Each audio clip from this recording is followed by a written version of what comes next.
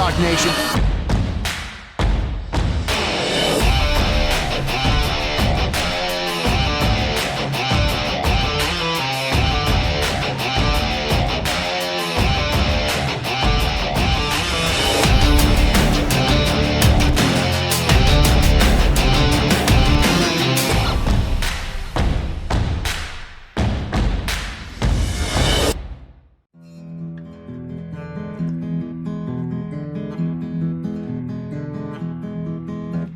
Well, I was destroyed, beaten down. My demons came, they dragged me down. Fire burned all around. Mountain screams, the only sounds.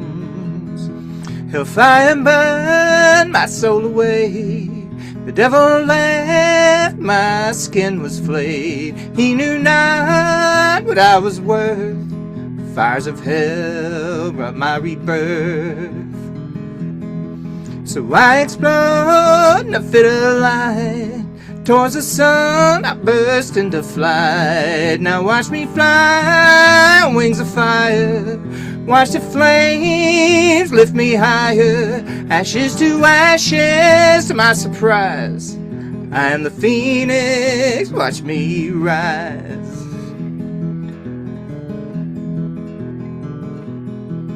Purge by fire, cleanse the sin. Watch me now, I'll fly again. Yeah, now there's no disguising. See me soar, I am the phoenix rising. And now I can't even see what I used to be. I'm flying free from the past. Yes, I'm free, free at last. So watch me fly on wings of fire. Watch the flames lift me higher. Ashes to ashes, to my surprise, I am the phoenix, watch me rise.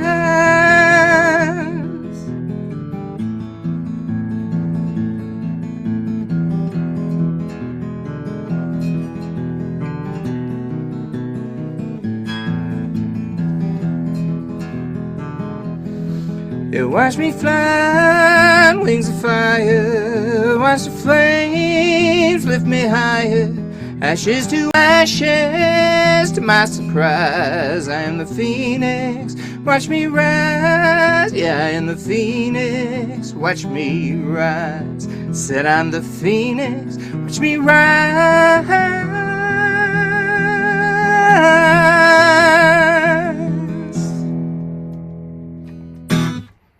Welcome to the Roundtable, everyone, where heroes talk. Of course, tonight we welcome Jack Blaise, who is a multi-service veteran and a retired firefighter and paramedic. Matthew Jones, hello, Matt. It's good to see you. I know we kind of took a couple weeks off here for Thanksgiving. Yeah. How are you, my friend? I'm doing good. I mean, I ate entirely way too much. I think I probably ate myself into a coma maybe 2 or 3 times.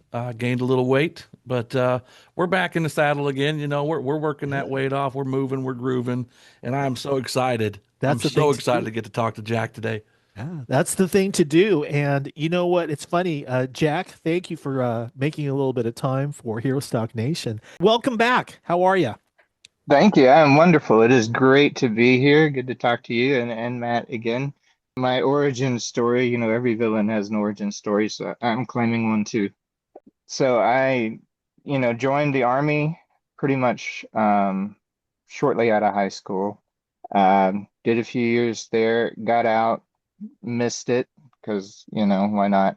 Went back in and joined the Marine Corps, and was not in the Marine Corps for very long, and ended up right back out and bounced around for a while, and then got into the Houston Fire Department in 2004, and did 10 years in the fire department, and then ended up as a trained as a paramedic. So 99% of my time was on EMS, you know, which, I mean, honestly, that's most firemen these days anyway, but especially as a medic, you know, I was on the ambulance pretty much every day. Yeah. Uh, and I um, then one day I was getting ready to play a hockey game. And one thing I have to interject here that I'm particularly proud of at the time was that a friend of mine and we got the Houston Fire Department hockey team back up and running while we were Mm. while I was there, and that was cool. So we started playing games for charity and stuff, and that was a lot of fun. And I didn't have a hockey background. I didn't start playing hockey until I was like 35 years old, and Oh, it was wow. kind of crazy. Yeah, yeah. And then being a Texas kid from Houston and all that, and that was a whole different thing. But anyway, that's off topic. But the point of how this relates to what I was saying is that I was on the ice getting ready to play hockey one night, Mm. and when I stood up, I still really can't explain it, but it felt like somebody hit me in the back of the head with an axe. I mean, I was perfectly fine 1 second, stood up, and everything just kind of went brown real quick. And uh, you know, from that moment until in 2020, I had this is in 2013 is when this happened. I had a 10 out of 10, headache that I could not explain. Nobody could explain it. Nothing made it particularly better. Um, you know, Staying in bed and not moving was really kind of my only reprieve, and it still was, that was 100% survival mode. Mhm. And one thing that I realized though, when I retired, they gave me a little severance check in cash, and I went and bought a guitar. And I hadn't had a guitar since I played guitar and stuff when I was like 14 and in school. But when I joined the army, honestly, I kind of just, man, left it all back, and didn't really play music at all until, about 2014 when I retired from the fire department. Mhm. Um, but I found that playing guitar and singing, and the singing would actually, like, for some reason resonate in my head in a way that gave me relief. And so I spent, pretty much, if I was awake, I had a guitar in my hand and I was playing and singing, just for pure sanity purposes. Music it does have its healing qualities and such. Absolutely. And that's, in just to kind of fast forward a bit. So they ran all kinds of tests.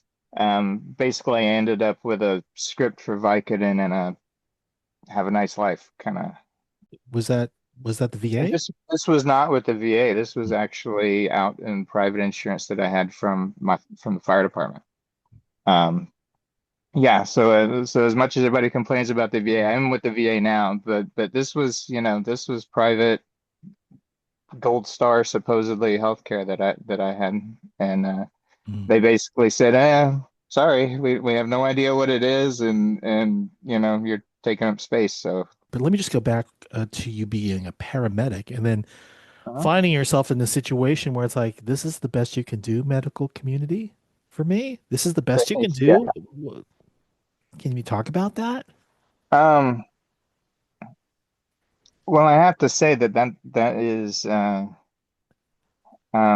that's something I struggle with to this day is just the complete lack of um give about what the medical community, and I am 100% will tell you that I was completely guilty of it myself. That, you end up with it's a job. And, if you're a mechanic and somebody brings you a car, you don't get emotionally attached to the car. And as a medical provider, you have to have that same kind of, like, it's a job, order number, blah, blah, blah, needs, blah, blah, blah, and you put it out the door and you deal with it that way.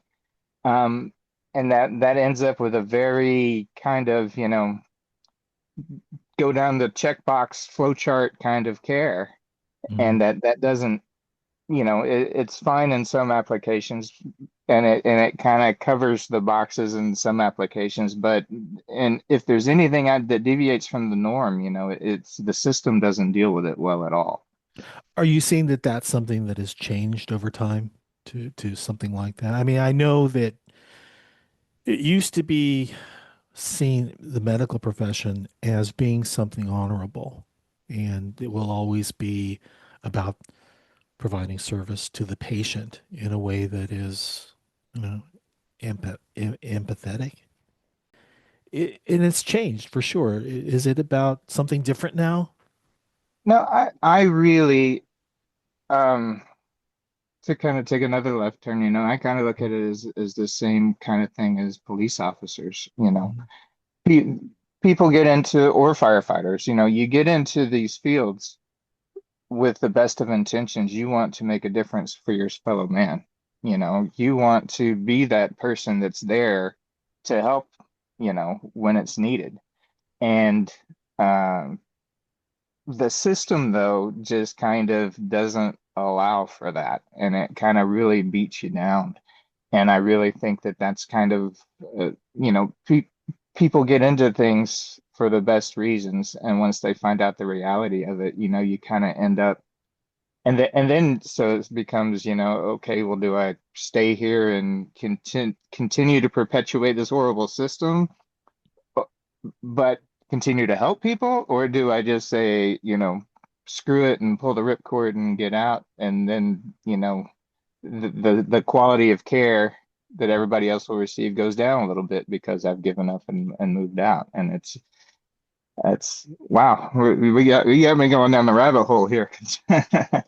Well, These are things that, yeah, that's what we these are do here things at the I haven't talked Roundtable. about really much at all to anybody, I, but I yeah, I think it's worth that's saying that when you receive a certain kind of care, that kind of shakes, kind of your core belief in what doctors or nurses or whoever it is, when it kind of shakes your belief in what they're supposed to do, it's really kind of toxifying to your own mental health, which, causes issues with stress, anxiety, sleeplessness, fatigue,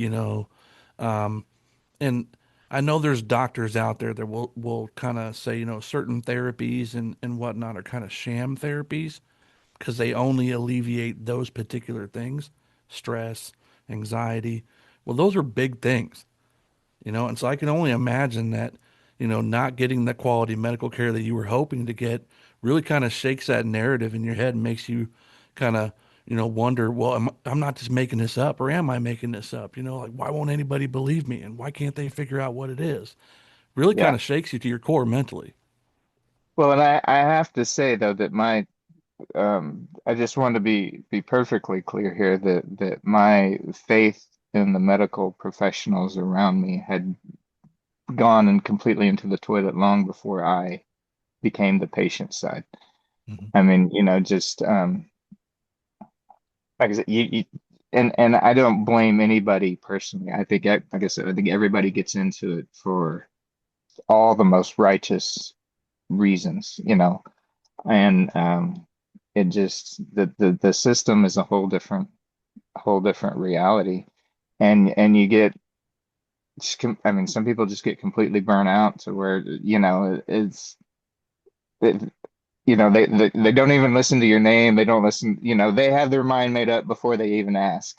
It's like, oh, and again, I will completely admit that I was guilty of that myself when I was a provider. You show up and, oh, this house is in this neighborhood, and there's these kind of people here, and that, here it is 4 a.m. and there's kids running around, so I know exactly before I even walk into the room, I know what's going on in my head, supposedly. Yeah. Now, No, you were a firefighter slash paramedic. I think you mentioned it being a 10-year career. correct. When Uh-huh. you started, is when you really started as a firefighter, and you may have had your opinions about things, just like how you shared now, on certain circumstances or situations. Did that change over time as you put in Absolutely. tenure? When And if I so, yeah, what were some of the things that you observed that changed in you? Yeah, so when I first started with the fire service, I'll be completely honest. You're not ever supposed to admit this, by the way, but I needed a job, and And I got into the fire service because I needed a job that had good benefits that I could do. And I didn't have any particularly, valuable skills. Um, so getting into the fire department was really and truly about a secure life for my child, 100%. But once I got in and got into EMT school and those things, which was a requirement. The way it worked in Houston at the time was you applied and they actually hired you and then paid for all your training. Um, and so at the fire academy, uh, everyone was required to go to EMT school. And then my class in particular, we were all required to go to paramedic school also after that. Mhm. Um, and after EMT school, I thought that this was just the greatest job since sliced bread. I mean, my world was on fire. I thought it was great. I couldn't wait to save everybody. Um, and actually started making plans to try to go to medical school. Uh, Started taking college classes outside of that and stuff. And but over the years, pretty soon after paramedic school, actually, just the constant, um, just the way the system is so, um, first off, you go into these things thinking that you're going to be, oh well, if I make 20 calls a day, surely at least one of those will be something where I've made a difference in somebody's life. I've saved a life, so to speak. I've used my skills. I've done all the things that I'm supposed to be doing. Hmm. And it doesn't take very long to realize that is an optimistic number to think that 1 out of 20 is an actual emergency. And, you know, it really starts to wear on you when you're showing up at 3 or 4 in the morning, at the end of a 24-hour shift or being held, into mandatory overtime and just the way it just, you become a cog. It doesn't, nobody cares what your opinion is. Okay, you went to school for 2 years, Mr. Paramedic. That's great and all, but you're not a doctor, so put the person in the ambulance, give them a Band-Aid for their stub toe and take them to the hospital and, perpetuate clogging the system because that's what you're supposed to do. And it takes all that fire. It took all that fire right out of me pretty quick of saving the world. Did you see that happen more frequently than those who would say, "Thank you. I appreciate what you've done." Um, I have to say that those that do say thank you and appreciate it, Mhm. first off, those are not the ones calling at 3 a.m. because they have a stub toe. Those are the ones who are calling for. Those are the ones that you got into the job for. Those are the ones that you hope and pray that you make. And it's not a matter of fact that they're going to thank you for it. It's the fact that when they call, you know that it's something that they needed help with. Even if, it's not like, even if it's just an old person who lives by themselves who needs to get picked up, off the ground because they fell. Those are things that I'm not talking about those kinds of calls. Those things are wonderful because you're helping somebody, you're making a difference in their life. Um, it's the just blatant abuse of the system where and Mhm. you see, yes, to answer your question bluntly, yes, you see that way more than you see the people who appreciate it. Um, but I hate to even say that because it's just, because you don't do the job to be appreciated. I mean, that's not the point. The point is not to be, a hero ain't nothing but a sandwich, as they used to say. You're not there for appreciation. You're not there for accolades or anything. But just decent humanity back across the room. And the thing is, one thing that I've learned once now that I've had a little separation from it is I used to be mad at, the people, the poor people that call me at 3 a.m. because they need, compound W for their wart on their butt or whatever. And it would make me so mad. It's like, how can you not understand that this is not okay? But the fact is that they don't understand that it's not okay because that's all they've ever known. That is the system that we've shoved these people in also. And it gets, you know, they don't know any better. I can't tell them any better. Mhm. It's, and the whole system again just keeps rolling and rolls over anything that doesn't.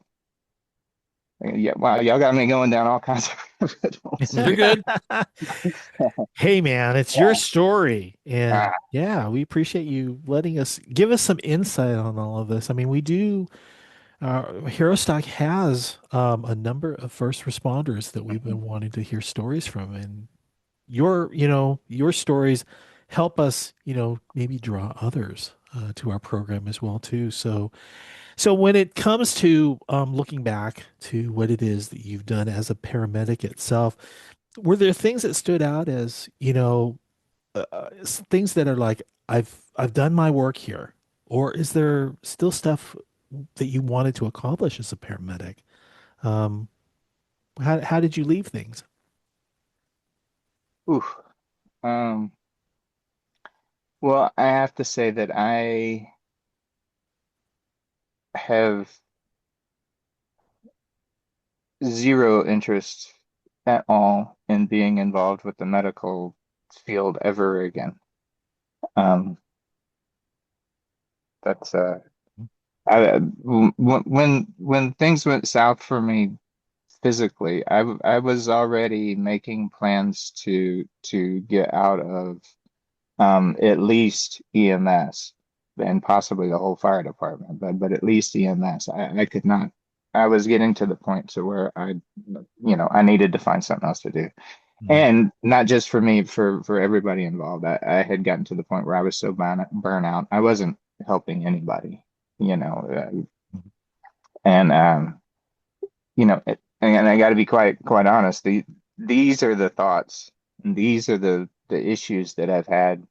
When you spend the better part of a decade laying in bed and think about, um, you know, the part you played in putting yourself there, and what could I possibly have done wrong to be punished? All these kinds of thoughts, right, that come into your head.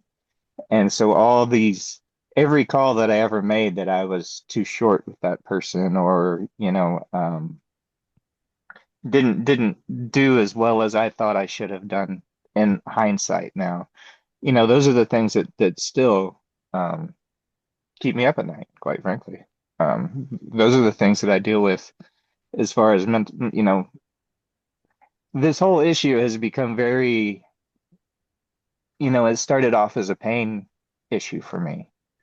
Um, but you don't spend that kind of time in that kind of pain without your brain tweaking a little bit, Yeah. and and it wasn't exactly the most stable structure to begin with, let's just say. Right. Um, so it gets a little dicey at times, and that is a big part of why even because we never actually got to the portion in the story that said so. I moved to Colorado in 2018, and met a dentist by complete random chance who realized that a big part of my issue was that my jaw was completely locked on the left side. And Locked into place physically.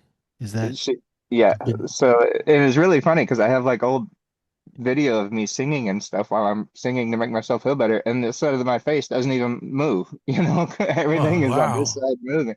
Yeah, and I could hardly open my mouth, and it never even occurred to me, that never occurred to any of the doctors, the specialists, and any of these people. My dentist at the time, previous dentist. Mhm. No, but turns out she was one of the foremost TMJ specialists in the country, and so got my bite reconstructed, and now my headaches are immensely better, which is why I'm able to do things like get on podcasts and go play shows and do these kinds of things. And um, so that was a big thing. And so now, even though physically my pain issue is considerably better, I still have a lot of mental health issues that have come from, spending that time just down, I Yeah. guess is a good Yeah. way to put it. I understand, man. There's no way you can go through those conditions and be in that pain for so long and not come out squeaky clean on the other side, you know? And but the good thing about this is that you know these things. That you can see these things, and if we can see it, then we can help ourselves. We can I was speaking with a buddy, and he said a lot of the things that we do to try to make ourselves better, like it's an inside job, you know, and it requires that action from us. And understanding and knowing what it is that you struggle with and knowing where to go, that's half the battle. The other half is, coming to terms and really working through those things. Um, Man, I can't imagine. I can't imagine, but I really can't. Yeah, the self-awareness is I got to be honest, probably the thing I am the most proud of. And don't get me wrong, I have a million miles to go yet in my healing journey, but just to realize that I needed a healing journey and to Yeah. actually have actively put myself on one, I have to say I'm proud of myself for that, which is a hard thing for me to say actually, Well, it wasn't but it. yeah, I think it was Russell Crowe that said, the journey of 1,000 miles begins with a single step. You know, Russell. I think it was Russell Crowe I before think that the predates filming Russell of the Crowe by a Gladiator. little bit, but yeah, I yeah. could Yeah, swear I well, saw that on but Star still, Trek, but it applies. You I'm know with you. I'm with you. And actually, if you don't mind, I'd like to play a song about my some of that time please Yeah, do, Jack. absolutely. Go for for it. that. So, like I said, as you get down and into those kinds of areas, and you start finding yourself asking questions about, how am I going to deal with this, and how do I go on, and those kinds of things. And really, all you want is a way to make the pain go away. Um, and the ways to go about doing that, become anyway. So this is my song, and this is called "Living a Lie."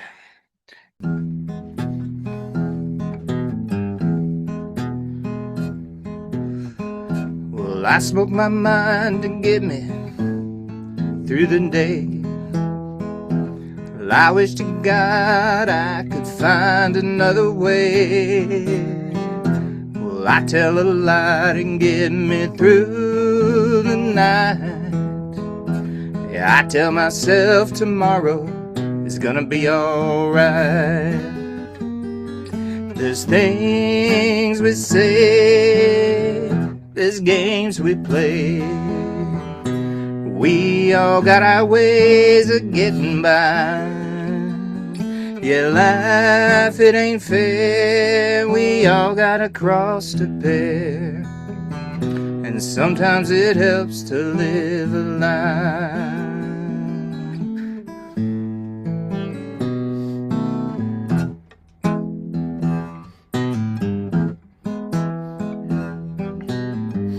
Well, here I am, I got my head up in the clouds. I'm so high up, there's no one around. And it's the most peaceful place I've ever found. And I ain't ever coming down. Yeah, there's things we say, there's games we play. We all got our ways of getting by. 'Cause life, it ain't fair. We all got a cross to bear. And sometimes it helps to live a lie.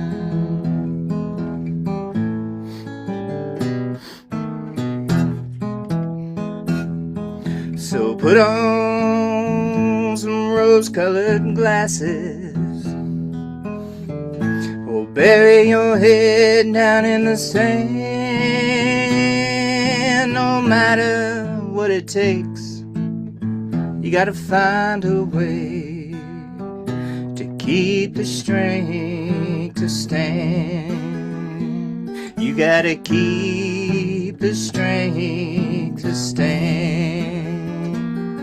So there's things we say, there's games we play. We all got our ways of getting by, 'cause life, it ain't fair.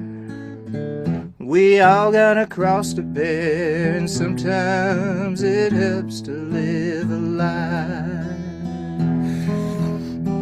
Yeah, sometimes it helps living a lie. So I tell a lie to get me through the night.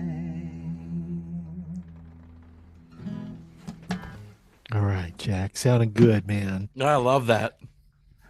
Let me ask you about Thank the you. process of songwriting itself with this particular tune. Mm-hmm. When the idea comes to you, what next? Ooh, yeah. That's always uh the fun part, right?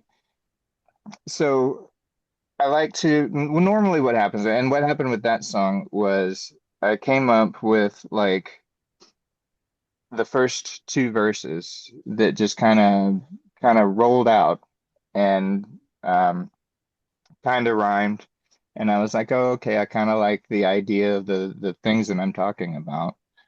I honestly have no idea what they were at the time because I can tell you I've changed them probably 100 times since then.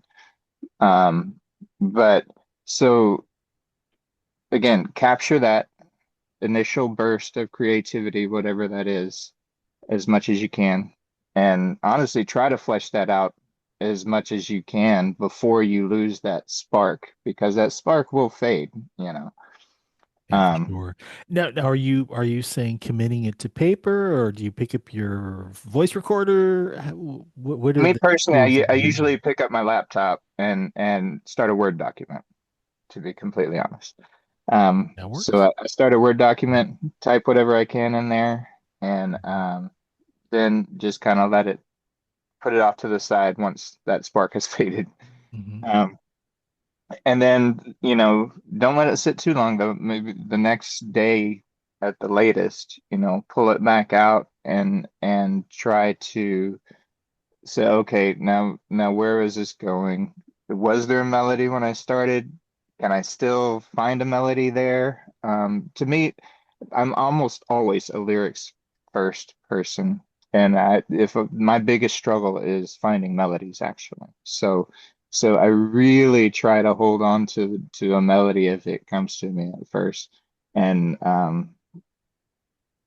so that's really when the voice recorder comes in more than anything. If I happen to be lucky enough to have a melody that comes through at the same time, I will also do a voice recording. So let me ask you Um, this then. uh-huh, We're going to go down another rabbit hole.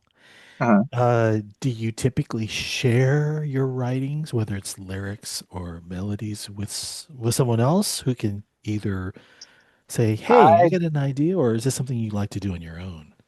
um I have 99% of the time I do it on my own.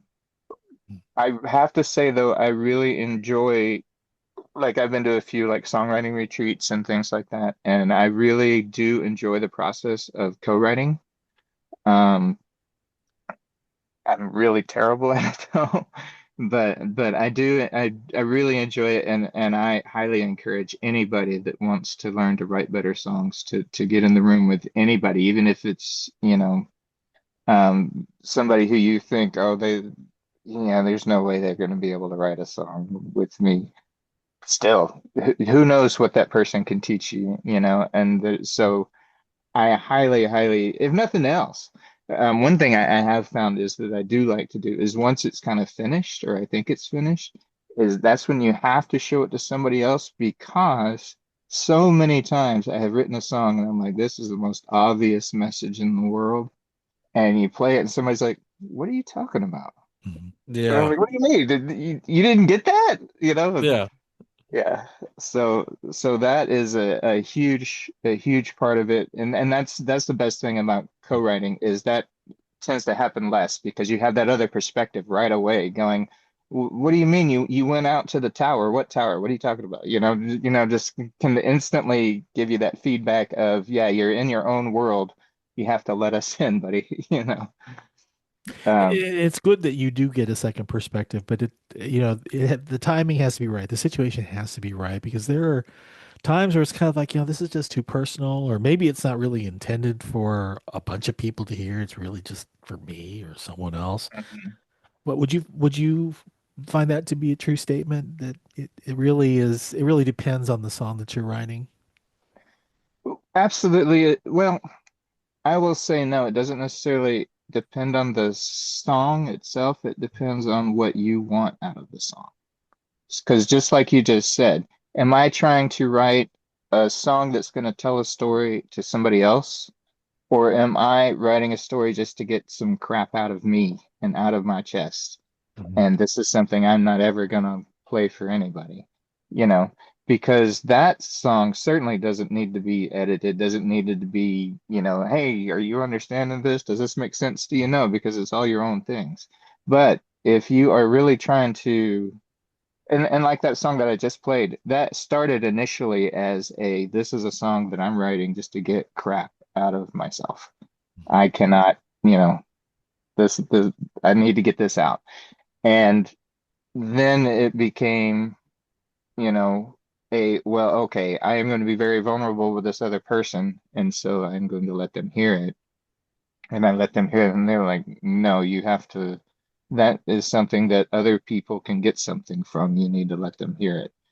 And so that transitioned it from this is just something that I'm throwing out there. And while I was, making it coherent for myself to tell the story, which, once I decided to transition it to this is a song that needs to communicate to people, that was when I bounced it off people. I wrote a, third verse, um, the things that I wouldn't have done if I was just going to leave it just for me, and there are Now, songs that I have that are just for me, but that's not one of them anymore. now, So have no. you ever found yourself in a position where like you have a song, I mean, like you just said it's for you, and then you decide you're going to be vulnerable, and then once you send it out to somebody, you do like this stress-induced little pace until you get a response back from them, like, oh God, what are they going to say? What are they going to say?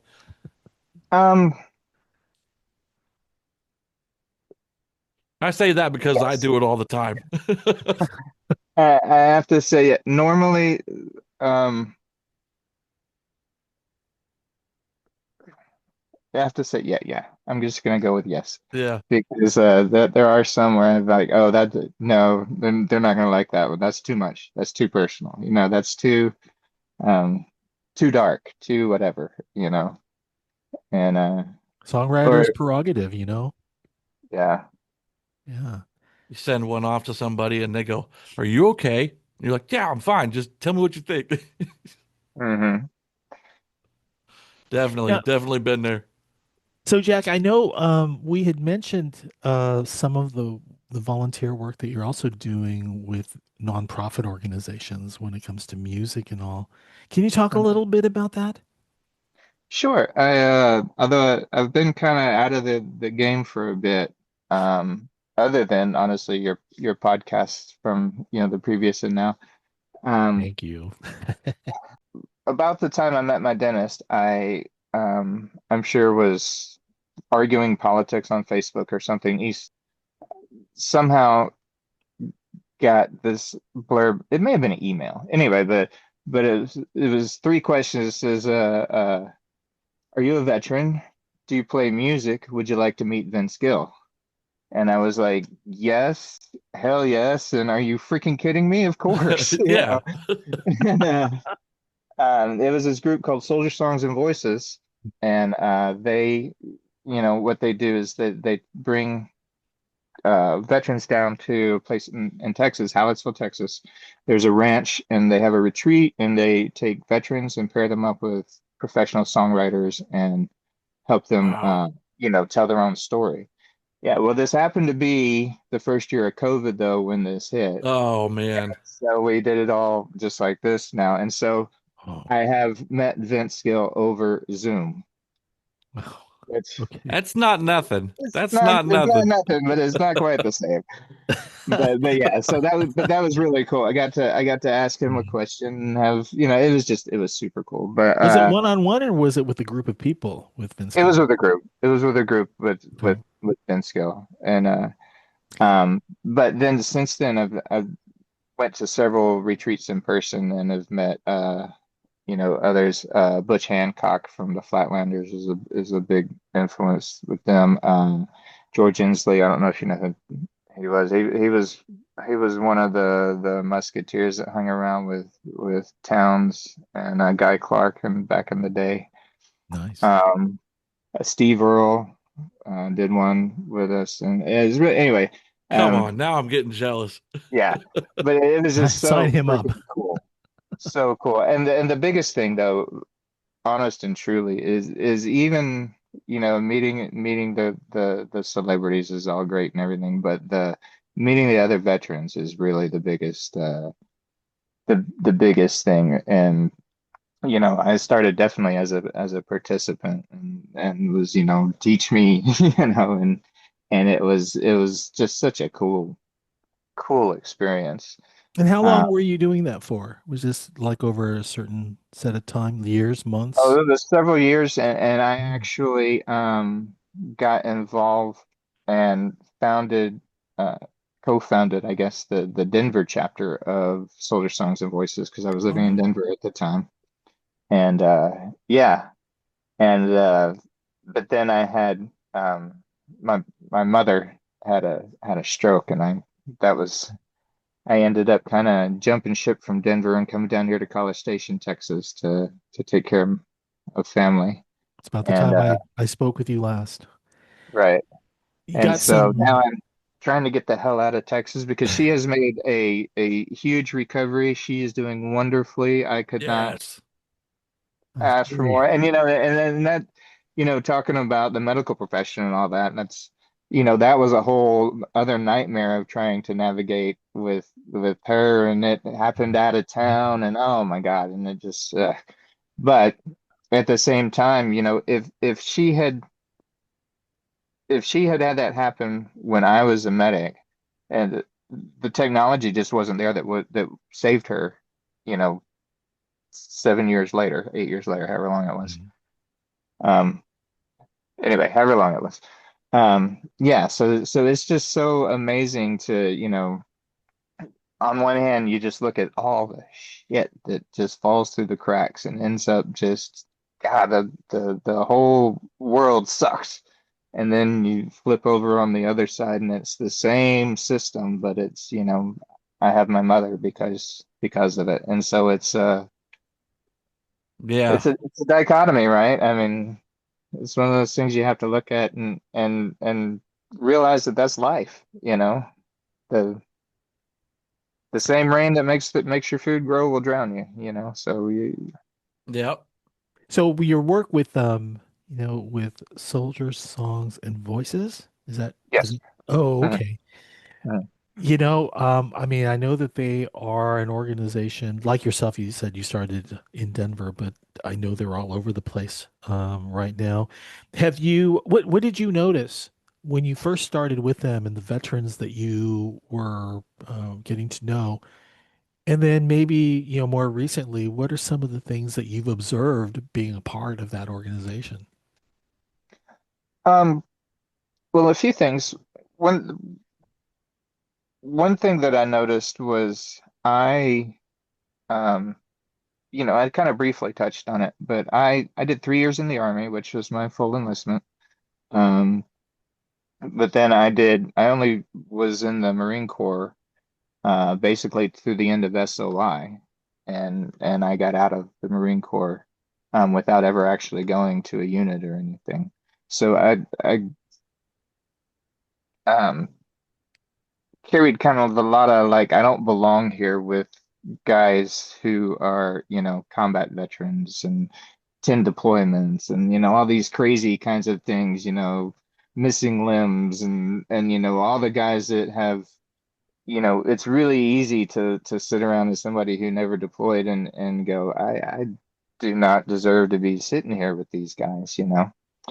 But at the same time, I never, ever, ever did that come from anyone other than my own mind. And anytime that was ever actually even spoken by me or anybody realized that I was feeling that was very much like, hey, I don't know what your problem is, but this is not, you are not welcome here. You are just perfectly a veteran as a veteran as a veteran.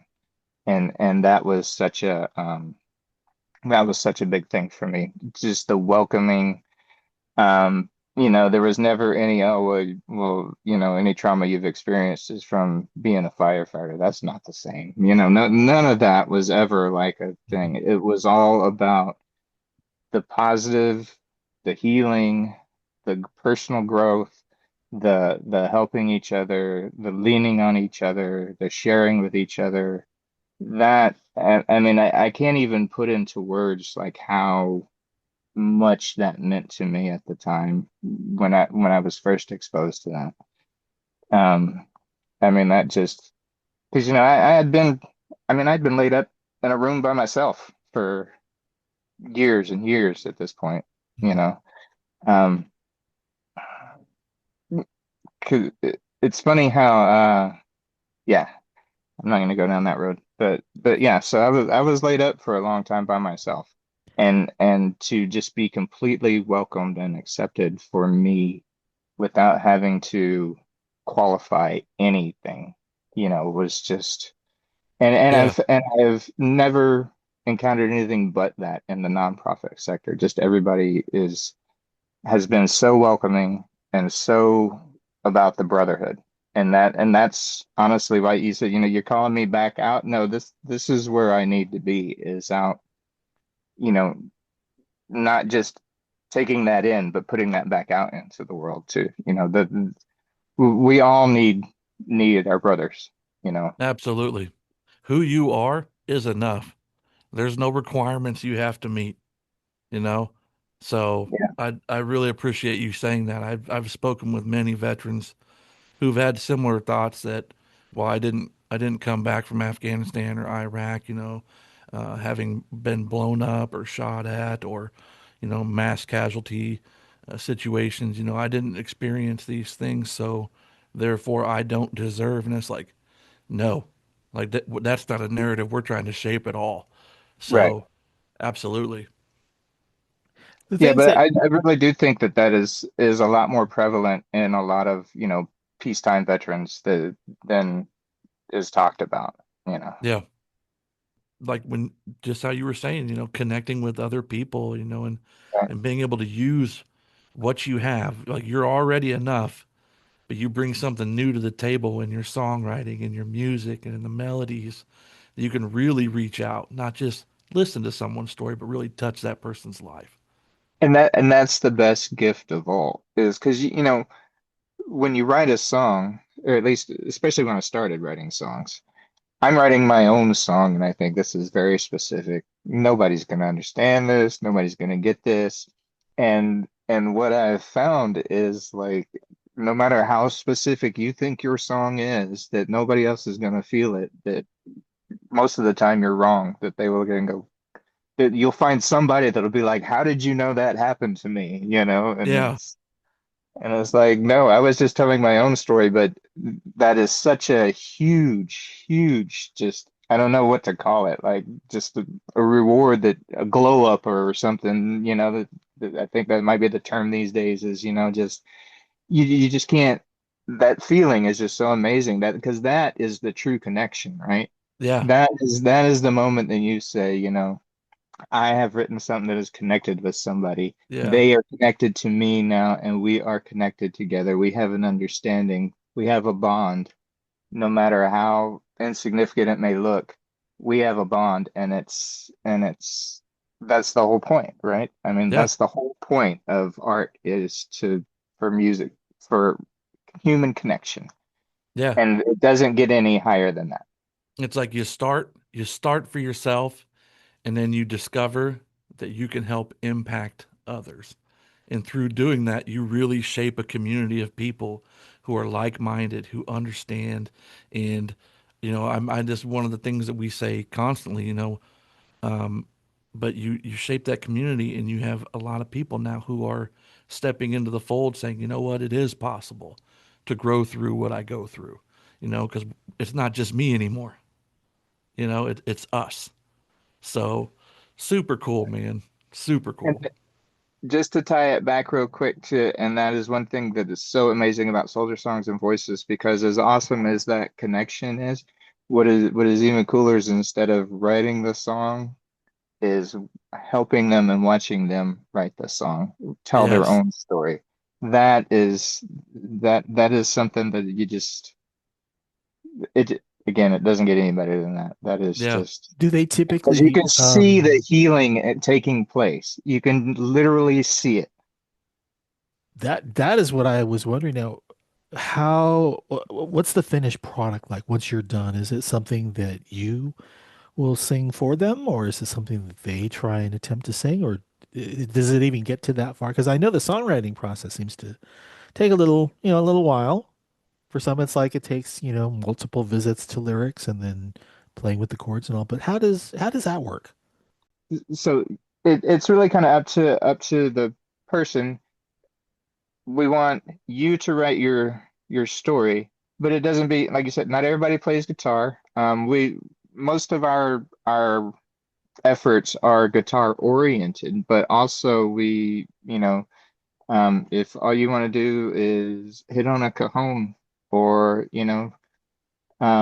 play the bagpipes or whatever, anything that just free form poetry, anything to get your story out is really what we're looking for.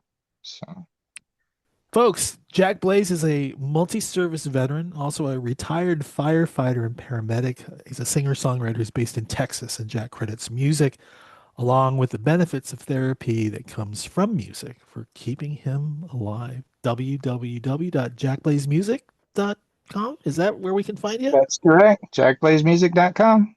All right, Jack. Thanks, man.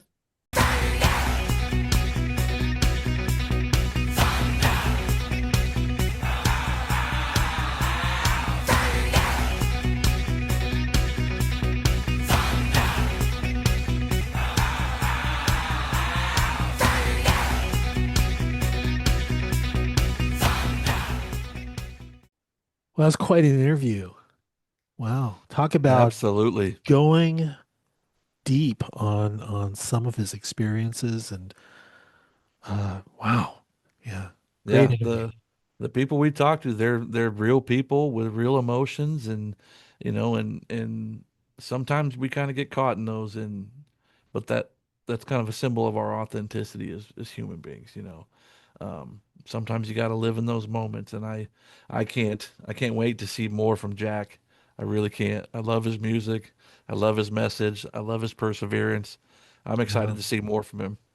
So next time we meet up, U.S. Army Iraq War veteran, full-time firefighter himself in Denver. He's a family man and a singer-songwriter, and he's recently recorded a whole album in Memphis, Tennessee. It's Tim Megan Jr. So he'll be with us the next time. Plus, we have another special episode of the Roundtable, where heroes talk, because we've spoken with this here before. It's Kevin Gorin of Doc Goodbeard fame. Doc Goodbeards. Yeah, and it sounds to me that we may have ourselves a demonstration, perhaps. Yeah, Maybe you could we're tell gonna us shoot from more. the hip on this, Tom. You know, every time we've talked with Kevin, he's got a new product, and just being someone who has used his products before, Mhm. they're phenomenal. The scent is great. You get the clean feel. Your beard feels hydrated. Your skin doesn't itch. Very, very well made product. It Um, sounds like you might be a customer. I think we're gonna have to put on a demonstration here. Like I'm gonna run him through the ringer. Like, hey, let's walk through how to, you know, effectively wash and apply these products to the face. Um, and Oh, I'm gonna be that's Kevin's awesome. canvas. So, uh, Okay. Well, yeah, I'll do the play by play. Well, yeah. It's gonna be awesome. And at the end of it, I'll have a nice, clean, beautiful smelling, fresh, healthy beard. All right. Well, I'm looking forward to it. So, www.herostock.org is where you can find us, our podcasts, and we would love for you to kind of check us out for the rest of December for these episodes. Until then, I'm Tom Lamog. For Matthew Jones, you're at the Roundtable where heroes talk, and we'll see you next time. Well, yesterday, when I was young, the taste of life was sweet as rain upon my tongue. I teased at life as if it were a foolish game, the way an evening breeze may tease a candle flame. 1,000 dreams I dreamed, splendid things I planned, I always built to last on weak and shifting sand. I lived by night, and I shunned the naked light of day, and only now I see how the years ran away. Yesterday, when I was young, so many happy songs were waiting to be sung. So many wild pleasures lay in store for me. So much pain my dazzled eyes refused to see. I ran so fast that time and youth at last ran out. I never stopped to think what life was all about. And every conversation that I can now recall concerns itself with me and nothing else at all.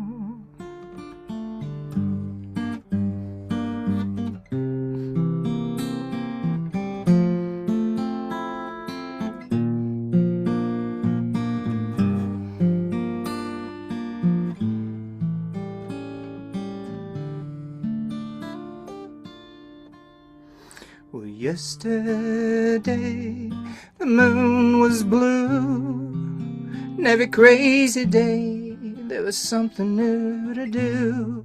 I used my magic age as if it were a wand, and I never saw the waste and emptiness beyond. The game of love I played with arrogance and pride. Every flame I lit too quickly, it quickly died. And all my friends I made, somehow they slipped away, and only I am left on stage to end the play. There are so many songs in me that won't be sung. I feel the bitter taste of tears upon my tongue. The time's come for me to pay for yesterday.